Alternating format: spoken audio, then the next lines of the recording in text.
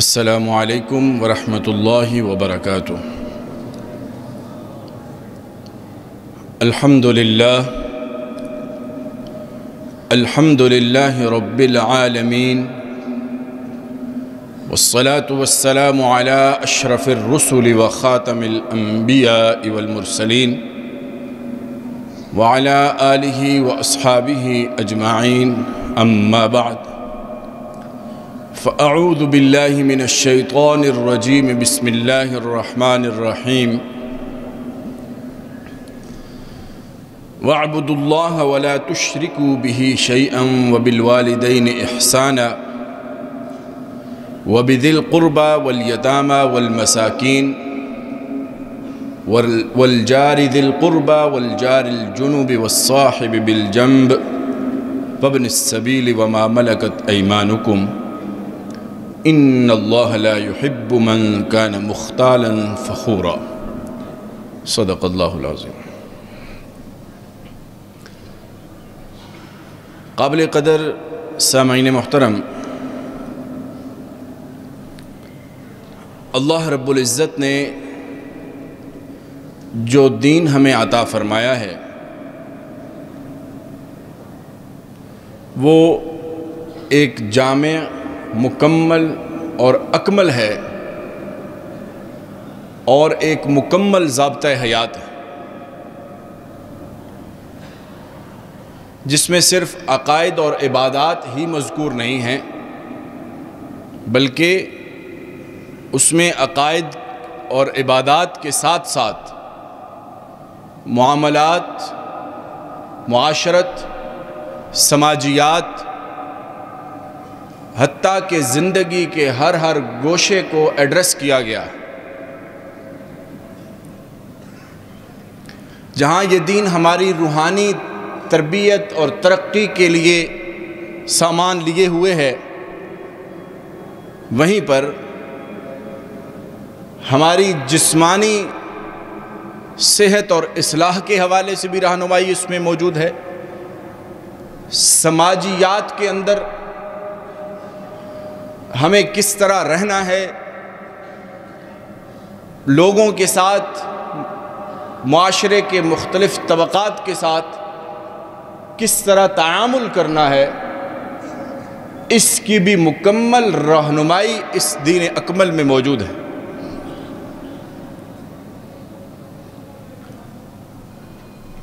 چنانچہ آج کی اس مختصر سی نشست کے لیے سماجیات میں سے ایک موضوع کا انتخاب کیا گیا ہے کہ ایک انسان جب معاشرے میں رہتا ہے، محلے میں رہتا ہے، کہیں بھی رہ رہا ہوتا ہے، تو اس کے ساتھ جو متعلق لوگ ہوتے ہیں، دائیں بائیں، سامنے پیچھے، گھروں کے ساتھ، دفتری نشست کی صورت میں، کاروباری جگہوں کے اوپر، حتیٰ کہ دوران سفر دائیں اور بائیں بیٹھنے والا شخص، نماز کے دوران ساتھ آ جانے والا شخص، یہ جو طبقہ ہے معاشرے کا، جس کو ہم کبھی عارضی پڑوسی، کبھی مستقل پڑوسی کہتے ہیں، ہمسایہ کہتے ہیں، اس کے حوالے سے ہماری شریعت نے، ہمارے دین نے ہماری کیا رہنمائی کی؟ میں نے پہلے عرض کیا کہ یہ دین اللہ کے حقوق کو بھی بیان کرتا ہے اور بندوں کے حقوق کو بھی بیان کرتا ہے، اور بندوں کے حقوق میں سے پڑوسی اور ہمسائے کے حقوق، یہ آج ہمارا موضوع ہے۔ یہ ایک ایسا موضوع ہے کہ جس کے بارے میں قرآن و سنت کے اندر بڑی تاکید کی گئی ہے، بڑی صراحت کے ساتھ نصوص موجود ہیں، آیات قرآنیہ بھی ہماری رہنمائی کر رہی ہیں، اور حضور سرور دو عالم صلی اللہ علیہ وآلہ وسلم کے مقدس فرامین بھی اس موضوع پر ہماری رہنمائی کر رہے ہیں۔ چنانچہ اللہ رب العزت قرآن مقدس میں ارشاد فرماتے ہیں وَاعْبُدُوا اللَّهَ وَلَا تُشْرِكُوا بِهِ شَيْئًا، اللہ کی عبادت کرو، اس کے ساتھ کسی کو شریک نہ کرو۔ وَبِالْوَالِدَيْنِ إِحْسَانًا، والدین کے ساتھ بھلائی کا سلوک کرو، احسان کے ساتھ پیش آؤ۔ وَبِذِي الْقُرْبَى وَالْيَتَامَى وَالْمَسَاكِينِ، والدین کے بعد معاشرے کے 3 اور طبقات کا ذکر ہے اس آیہ مبارکہ کے اندر، کہ قریبی رشتہ دار، یتیموں اور مسکینوں کے ساتھ بھی بھلائی کا سلوک کرو۔ اس کے بعد فرمایا وَالْجَارِ ذِي الْقُرْبَى وَالْجَارِ الْجُنُبِ وَالصَّاحِبِ بِالْجَنْبِ، 3 قسم کی کیٹیگریز کو بیان کیا، اور ان تینوں پر ہمسائے کا اطلاق ہوتا ہے۔ مفسرین کرام نے اس آیہ مبارکہ کے تحت کئی اقوال نقل کیے۔ ایک تشریح کی گئی کہ قریب کا پڑوسی اور دور کا پڑوسی، ایک تشریح کی گئی کہ مسلمان پڑوسی اور غیر مسلم پڑوسی، ایک قول یہ نقل کیا گیا کہ رشتہ دار پڑوسی اور غیر رشتہ دار پڑوسی۔ ظاہر بات ہے کہ ہم جہاں رہتے ہیں ہمارے دائیں بائیں اڑوس پڑوس میں یہ ساری شکلیں ممکن ہیں۔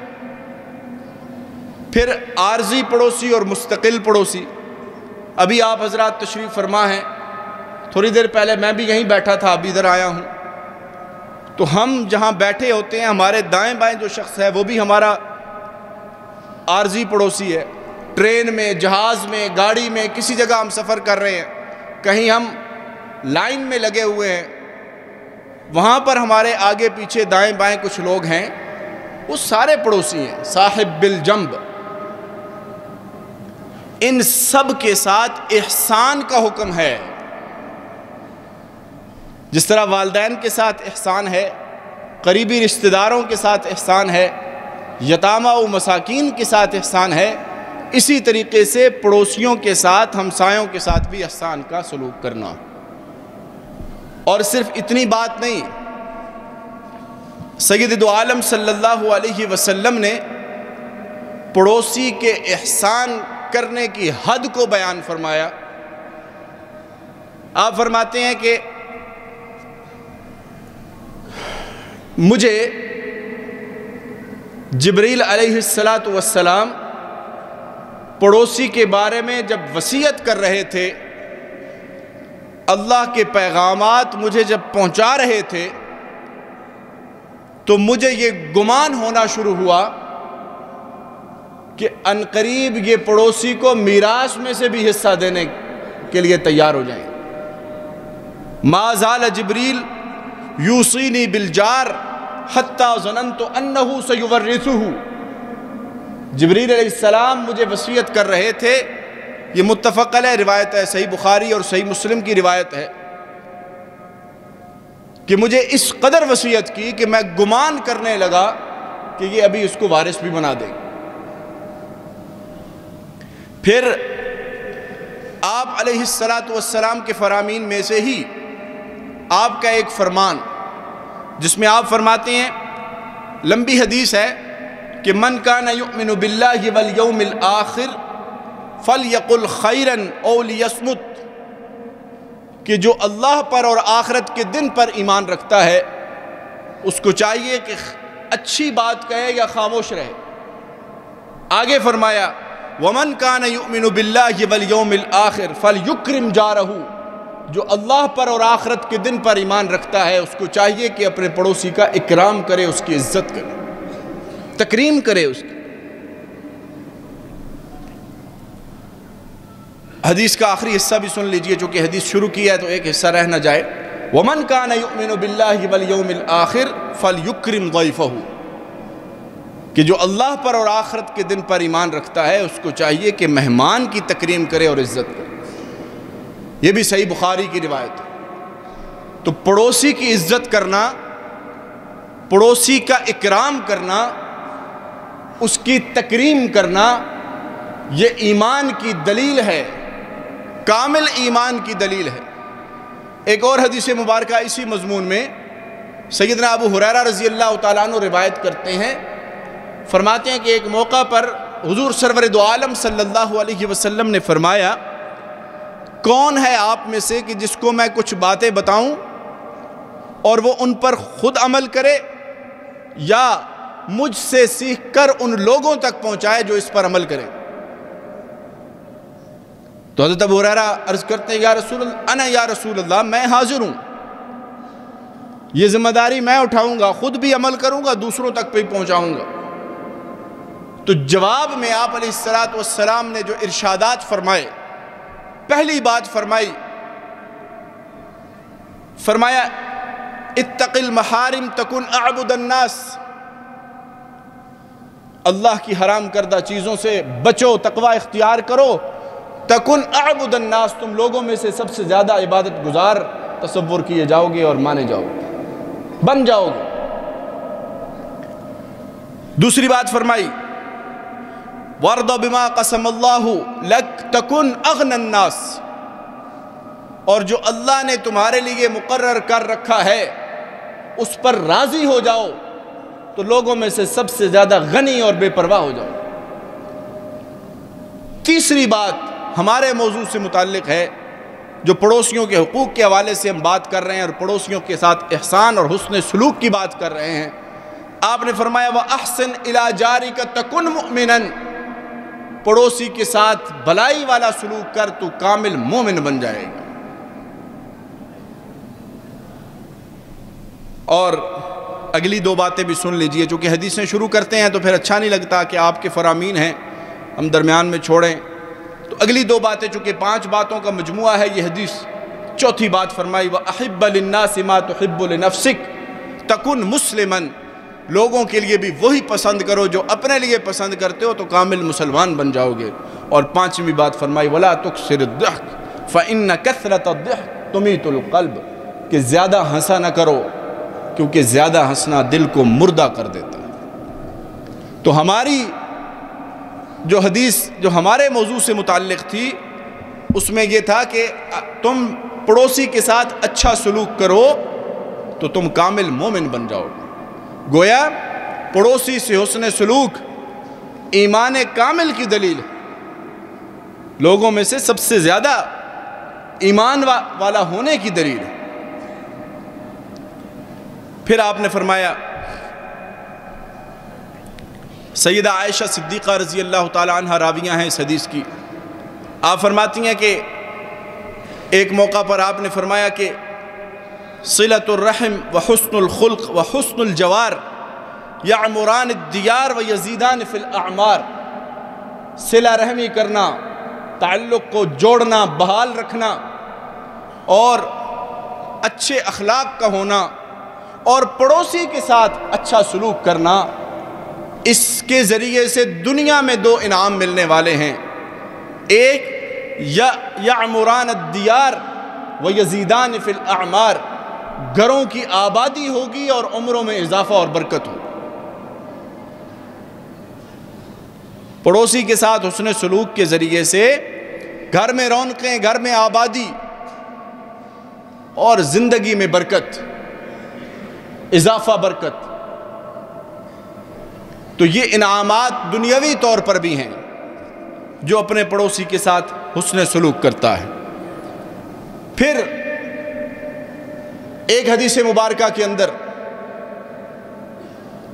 سید دو عالم صلی اللہ علیہ وسلم نے برے پڑوس سے پناہ مانگنے کی دعا سکھلائی کہ برا پڑوسی ہونا کتنی بری بات ہے۔ آپ فرماتے ہیں تعوذوا باللہ من جار السوء، برے پڑوسی سے بچنے کے لیے اس سے پناہ مانگا کرو اللہ کی، یہ اتنی بری چیز ہے۔ اور سیدنا جعفر ابن ابی طالب رضی اللہ تعالی عنہ جب حبشہ کی طرف ہجرت کر کے تشریف لے گئے تو ظاہری بات ہے کہ سیرت کا تفصیلی واقعہ ہے، مشرکین مکہ نے پیچھا کیا اور وہاں نجاشی کے دربار میں جب ڈسکشن شروع ہوئی تو حضرت جعفر نے جو مقدمہ رکھا تھا وہاں پر اس مقدمے کے اندر اپنی دور جاہلیت کی کچھ عادات اور کچھ خصائل کا ذکر کیا تھا۔ اس میں جہاں عقائد کا ذکر کیا کہ ایھا الملک کننا قوما اہل الجاہلیہ، اے بادشاہ ہم جاہلیت کے لوگ تھے اور ہم کیا کیا کرتے تھے؟ کننا نعبد الاصنام، ہم بتوں کی پوجا کیا کرتے تھے، ونأکل المیتہ اور مردار کھایا کرتے تھے، ونأتی الفواحش اور برائی والے کام کیا کرتے تھے، ونقطع الارحام اور قطع رحمی کیا کرتے تھے، اور اگلی بات جو ہمارے موضوع سے متعلق ہے فرمایا ونسیء الجوار، ہم پڑوسیوں کے ساتھ برا سلوک کیا کرتے تھے۔ یہ دور جاہلیت کی باتیں ہیں۔ اسلام کے آنے کے بعد تو وہ فرامین ہیں جو ہم ذکر کیے جا رہے ہیں۔ اس وجہ سے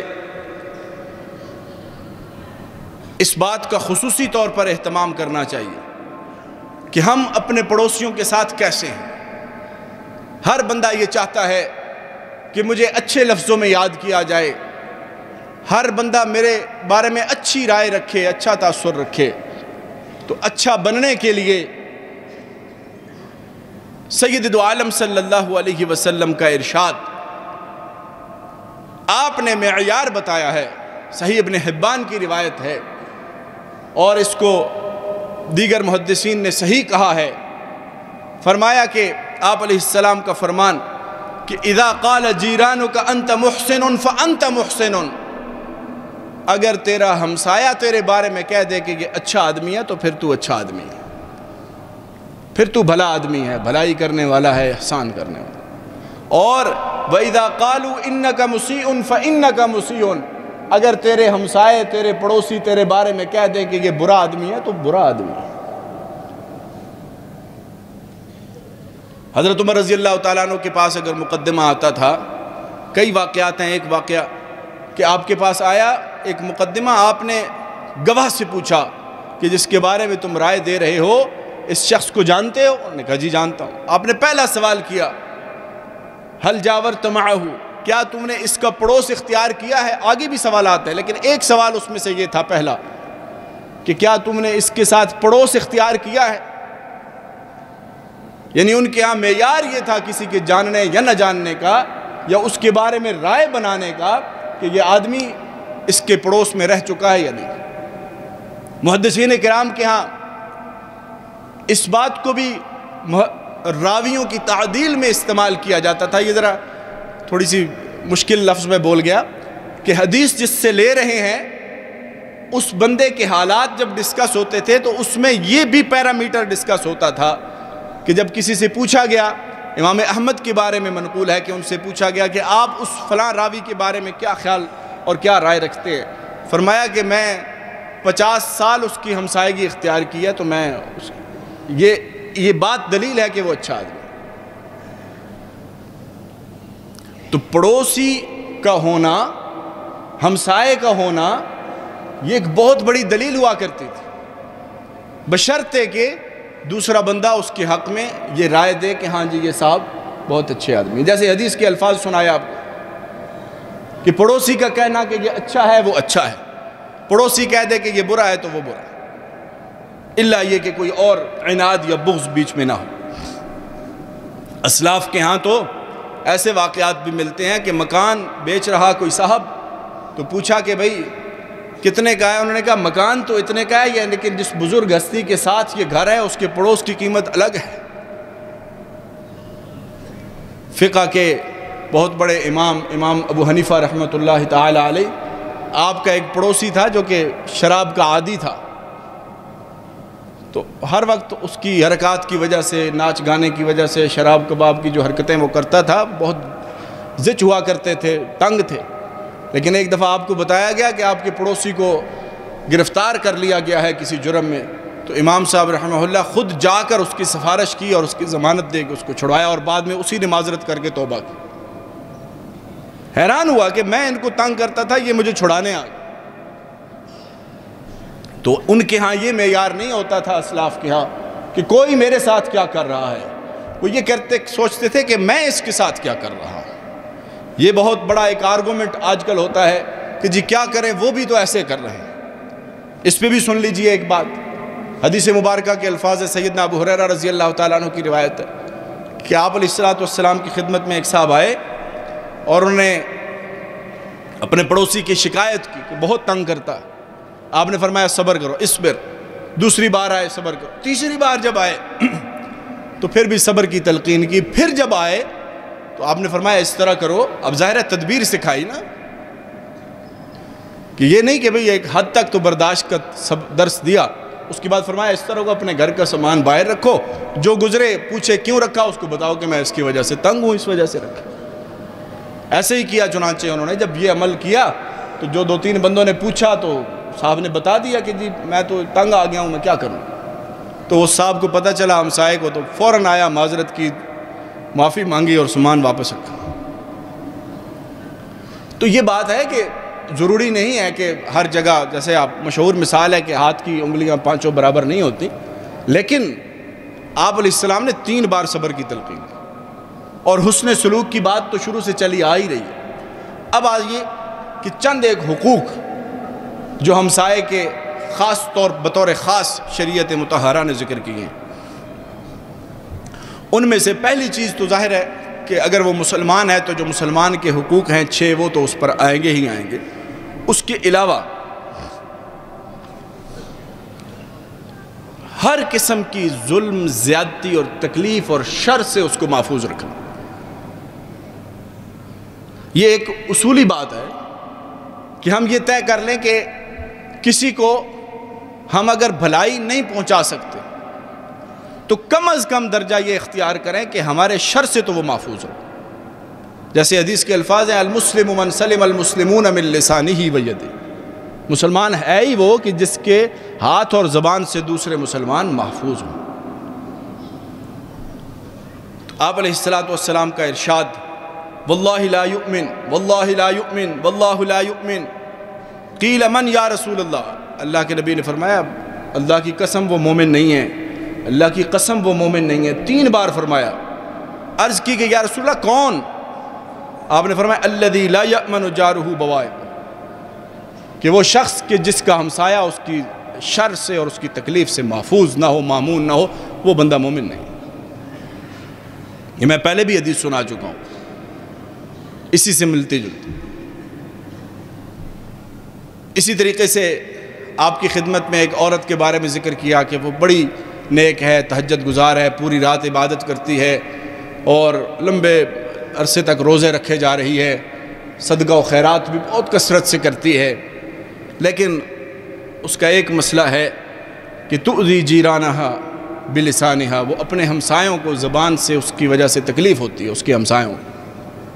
تو آپ علیہ السلام نے فرمایا لا خیر فیہا ہی فی النار، اس میں کوئی خیر نہیں ہے، یہ جہنم میں جائے گی.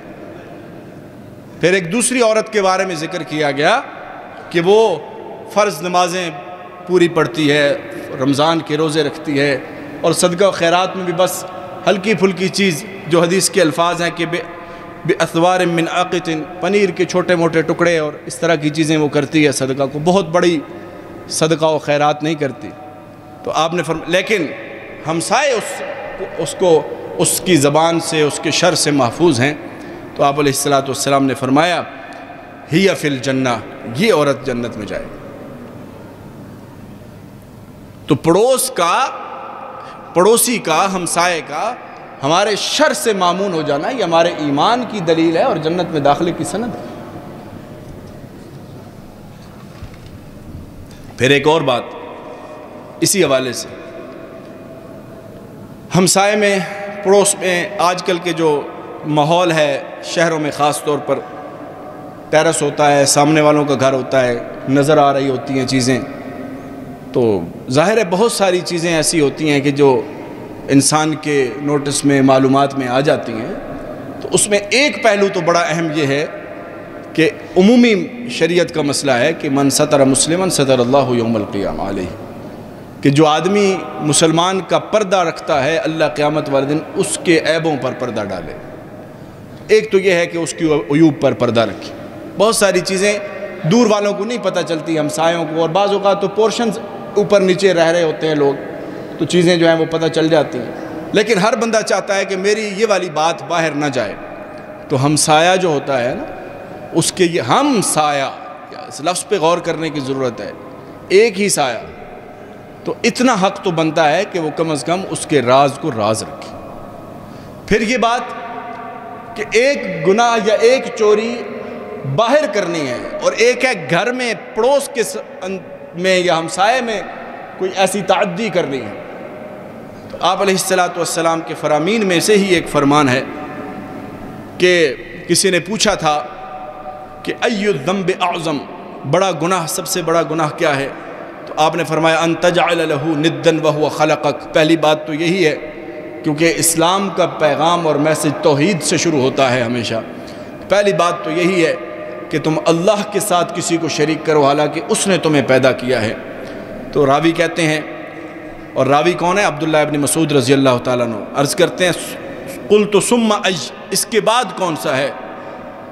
آپ نے فرمایا کہ ان تقتل ولدک خشیت ان یطعم معک، کہ تو اپنے بیٹے کو، اپنی اولاد کو اس وجہ سے قتل کرے کہ وہ تیرے ساتھ کھانا کھائے گا، یعنی تو رزق کے ڈر کی وجہ سے اور فاقے کی ڈر کی وجہ سے قتل اولاد کا مرتکب ٹھہر۔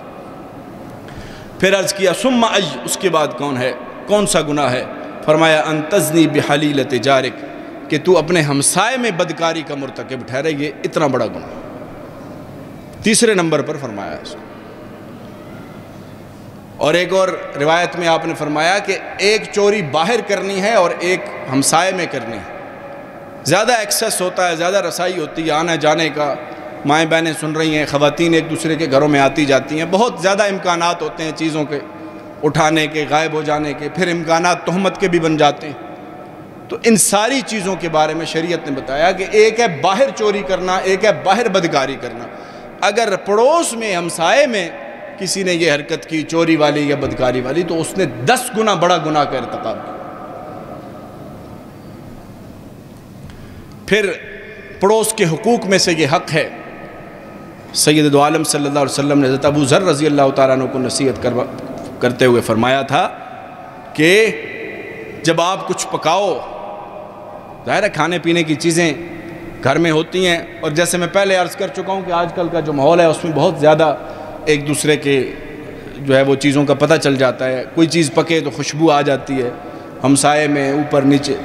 تو ایسی صورتحال میں اللہ کے نبی کا ارشاد ہے کہ اس میں اتنی مقدار میں پکاؤ اگر استطاعت ہو کہ ان کو بھی ساتھ شیئر کر سکو، نہیں تو پھر جو پکایا ہے اس میں پانی ڈال کے شوربہ کر دو تاکہ وہ بھی ساتھ شریک ہو سکے۔ یا پھر آخری درجہ پھر یہ ہے جو علماء کرام بتاتے ہیں کہ کم از کم اس زاویے پہ پکاؤ اور ایسے کھاؤ کہ کم از کم ان کو اس کی خوشبو نہ آئے، ان کے بچے مانگ بیٹھیں، ان کی استطاعت نہ ہوئی تو کون ذمہ دار ہے؟ فروٹ کے چھلکے پھینکتے ہوئے بھی اس بات کا خیال رکھنا چاہیے کہ کسی کی دل آزاری نہ ہو، کسی کے دل میں خواہش پیدا نہ ہو۔ اور ایک اور بڑی اہم چیز، وقت بھی مختصر ہے، اور وہ ایک عمومی حکم بھی ہے اور ہمسائیگی میں سب سے زیادہ اس کا اطلاق ہوتا ہے۔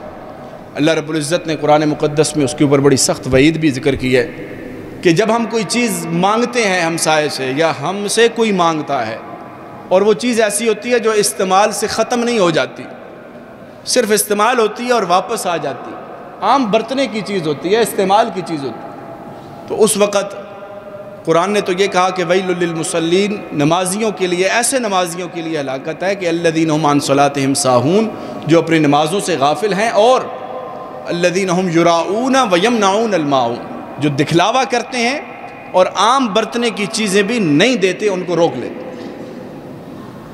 یہ بڑا ایک المیہ اب کی شکل اختیار کر گیا، خاص طور پہ شہروں میں، جو جس طرح کا ماحول یہاں بن گیا ہے کہ چیز دیتے ہوئے بہت تکلیف ہو رہی ہے لوگوں کو، اور کیا ہوتا ہے ہم بھی ان لوگوں میں شامل ہیں، یہ نہیں کہ میں باقیوں کی بات کر رہا ہوں، ہم سب اپنے گریبان میں جھانکتے جائیں ان باتوں کو سنتے ہوئے اور سناتے ہوئے۔ ہوتا کیا ہے کہ بندہ چیز لینے آیا ہے، چیز گھر میں موجود ہے، تو ہم کیا کہہ رہے ہیں؟ وہ جی خراب ہے، ابھی کوئی اور لے کر گیا ہوا ہے، ابھی موجود نہیں ہے۔ اب دو باتیں، ایک تو اس گناہ کے مرتکب ٹھہر رہے ہیں یمنعون الماعون کے، سری نفس کے اس کے جو وعید ہے اس میں زد میں آ رہے ہیں، اور دوسرے نمبر پر جھوٹ کے بھی مرتکب ہو رہے ہیں، اور بعض اوقات ایک تیسرا مرحلہ بھی ہوتا ہے، بچوں سے جھوٹ بلواتے ہیں کہ ان کو بتا دو نہیں ہے۔ تو ہم نے کیا کیا؟ پڑوسی کا حق بھی نہیں ادا کیا جو چیز اس نے مانگی، قرآن کی ایک نص کی مخالفت بھی کی، جھوٹ بھی بولا، یہ بھی گناہ کبیرہ کیا، اور اپنے بچوں کی بری تربیت بھی۔ تو اس ایک جرم کے اندر اتنی چیزیں جمع ہو۔ اور آخری حدیث سنا کے بات کو ختم کر رہا ہوں، جو احباب دیر سے تشریف لائے ان کے لیے عرض کرتا ہوں کہ آج کا ہمارا موضوع تھا ہمسایوں کے حقوق، پڑوسیوں کے حقوق، کیونکہ ہمارا دین بڑا کامل اکمل دین ہے۔ اس میں جہاں عقائد ہیں، عبادات ہیں، وہیں پر معاملات، تعامل، معاشرت، سماج، سب کچھ ہے۔ اسی ضمن میں آخری حدیث جو احباب دیر سے ہیں ان کی خدمت میں سنا کے بات کو ختم کرتے ہیں۔ یہ حدیث ہم نے بہت سنی ہے کہ لا یؤمن احدکم حتی یحب لاخیہ ما یحب لنفسہ، تم میں سے کوئی شخص اس وقت تک کامل مومن نہیں ہو سکتا جب تک وہ چیز دوسرے کے لیے پسند نہ کرے جو اپنے لیے پسند کرتا ہے۔ انہی الفاظ کے ساتھ، اس سے ملتے جلتے الفاظ کے ساتھ پڑوسی کے لیے بطور خاص یہ حدیث ہے کہ لا یؤمن عبد حتی یحب لجارہ ما یحب لنفسہ، کہ کوئی شخص، کوئی بندہ اس وقت تک کامل مومن نہیں ہو سکتا جب تک وہ اپنے پڑوسی کے لیے وہ پسند نہ کرے جو اپنے لیے پسند کرتا ہے۔